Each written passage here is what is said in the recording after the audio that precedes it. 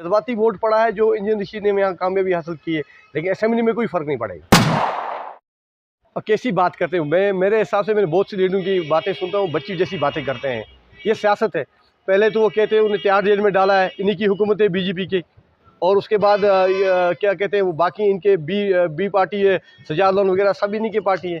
तो आज क्या कहते हैं जीत का सहरा हुआ तो हमारे साथ है, हार गए तो वही मैं वही बात कहूँगा ना, जैसे वो करप्शन में उनके साथ कोई चला गया तो वॉशिंग मशीन में धुले हुए हैं, तो किसी और पार्टी के साथ गए तो वो उनने क्राइम किया है। यार साहब आपका शुक्रिया कि आपने मेरे कहना जाने की कोशिश की। कि जहाँ तक आप हुकूमत की बात कर रहे हैं मरकज़ में, मैं ये कहूँगा तो अभी तो हुकूमत बनी नहीं, लेकिन जिस तरह के हमें न्यूज़ से मीडिया के मुताबिक हम सुनते हैं कि एनडीए हुकूमत अपनी बनाने चाहती है, जिसके साथ उसके सहयोगी मुझे लगता है नीतीश कुमार जी और चंद्रबाबू नायडू जी, मैंने सुना है कि वो शायद इनके साथ मिल जाए। ये जो हुकूमत वो बना रही है बैसाखी के सारे पर बन रही है, और ये हुकूमत मुझे इसकी कुछ भी ये नज़र नहीं आ रहा है कि ये हुकूमत चल भी पाए।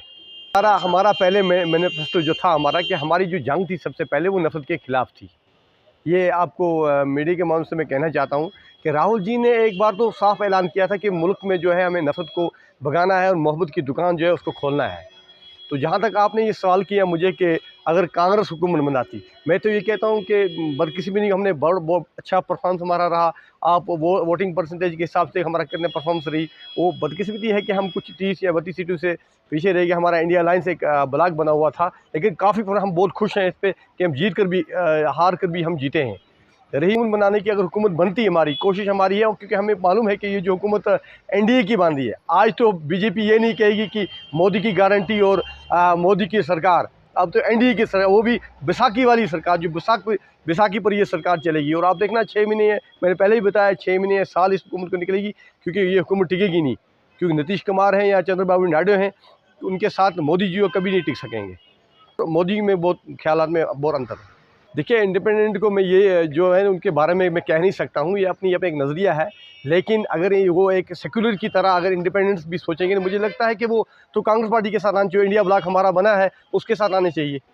जब तक मेरी अपनी एक ख्वाहिशात है, फैमिली एक इनका इम्पैक्ट जो अलग पड़ता है, क्योंकि पार्लियामेंट का एक अपना हिसाब होता है, उसमें तमाम 3 डिस्ट्रिक्ट थे, अलबत्ता जो असेंबली का इसमें उसका फ़र्क नहीं पड़ता है।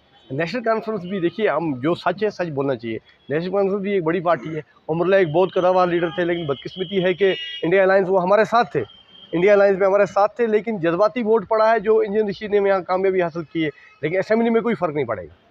और कैसी बात करते हो, मेरे हिसाब से मैंने बहुत सी लीडरों की बातें सुनता हूँ, बच्ची जैसी बातें करते हैं। ये सियासत है। पहले तो वो कहते हैं उन्हें तिहाड़ जेल में डाला है, इन्हीं की हुकूमत है बीजेपी की। और उसके बाद क्या कहते हैं वो बाकी इनके बी पार्टी है, सजाद वगैरह सब इन्हीं की पार्टी है। तो आज क्या कहते हैं जीत का सहरा हुआ तो हमारे साथ है, हार गए तो वही मैं वही बात कहूँगा ना, जैसे वो करप्शन में उनके साथ कोई चला गया तो वॉशिंग मशीन में धुले हुए हैं, तो किसी और पार्टी के साथ गए तो वो उनने क्राइम किया है।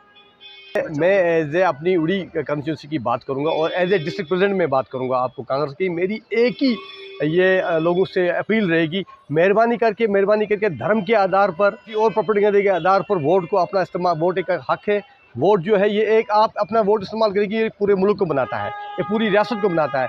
इसमें मैं यही कहूँगा कि नफरत के ख़िलाफ़ जो वोटिंग, जिस तरह मैं कहूँगा ये नफरत के ख़िलाफ़ जो वोट पड़ा हुआ है, जो हमारे हक़ में वोट लोगों ने दिया है कांग्रेस इंडिया अलायंस को, मैं बड़ा शुक्रगुजार हूँ। तो यहाँ से भी अपील करता हूँ अपने उड़ी के लोगों को कि धर्म के आधार पर नहीं, नफरत के आधार के बल्कि काम के आधार पर जो है अपना वोट का इस्तेमाल करें।